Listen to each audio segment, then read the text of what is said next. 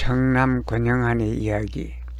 이 시간에는 백냥금 꽃 전설 이야기를 할까 합니다. 백냥금은 이런 전설이 있습니다. 비교적 따뜻한 곳을 좋아하는 이 백냥금은 제주도와 남부지방의 상록 한렵수로 높이 1m 정도까지 자라는 식물이며 겨울에도 늘 푸른 잎을 가진 작은 키의 나무입니다. 지리적으로는 우리나라를 비롯하여 일본, 중국 등에 분포하고 있습니다. 꽃은 6월에 흰색으로 피고 열매는 처음에는 푸른색에서 9월쯤에는 빨간색으로 성숙하는데 다음 해 6월까지 오래오래도록 나무에 달려 있고 때로는 나무에 달린 채로 종자에서 뿌리가 내리기도 합니다. 꽃보다도 붉게 익은 열매가 더 아름다워 실내 장식에도 많이 사랑받는 식물입니다. 잘 익은 열매를 채취해서 과육을 제거하고 심으면 발화도 잘 됩니다. 나도 어렵게 이 백냥금 한 포기를 구해서 지금 기르고 있습니다. 이 백냥금에는 다음과 같은 전설이 있습니다. 옛날 어느 마을에 아주 돈이 많은 부잣집이 있었습니다. 그런데 그 집에는 돈은 많은데 자식복이 없어서 늦게까지 자식이 귀했습니다. 그래서 많은 공을 들인 끝에 40이 넘어서야 겨우 아들 하나를 얻었습니다. 그리하여 그 귀한 아들을 노만 꺼질까 불만 날아갈까 노심초사 조심하고 사랑하면서 잘 길렀습니다. 아들은 부모의 사랑을 받고 건강하게 잘 자라 어언 나이가 12살이 되었습니다.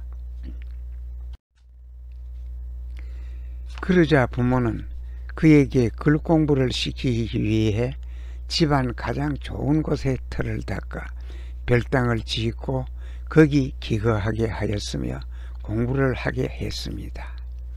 장판도 좋은 것으로 깔고 벽지도 가장 귀한 것으로 문방구하며 일용하는 가구, 이부자리 등등 모두 가장 좋은 것으로만 사서 방을 채우고 별당을 잘 꾸며주었습니다.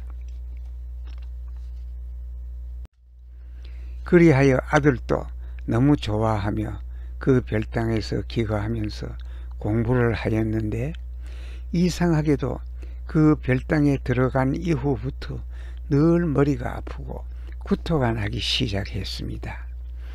아들뿐만 아니라 옆에서 시중을 드는 종들도 똑같이 아들과 같은 증상으로 머리가 아프고 구역질이 났습니다.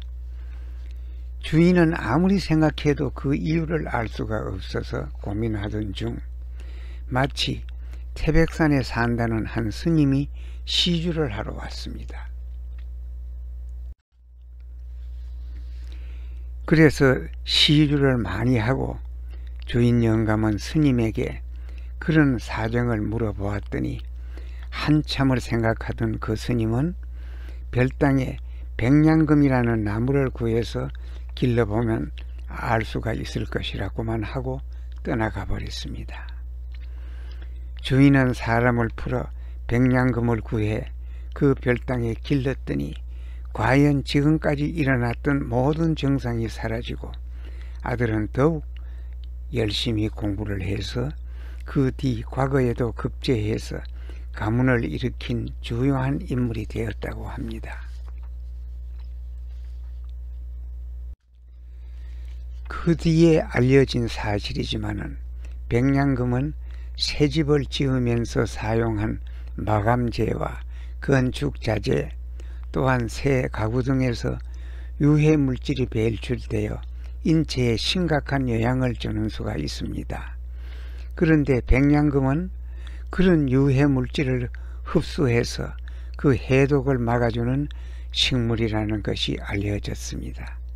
그래서 이 식물은 돈으로 따지면 백냥 이상의 가치가 있는 식물이라고 하여 그 이름도 백냥금이라고 한 것이라고 합니다. 열매는 너무나 아름답고 아주 귀엽습니다.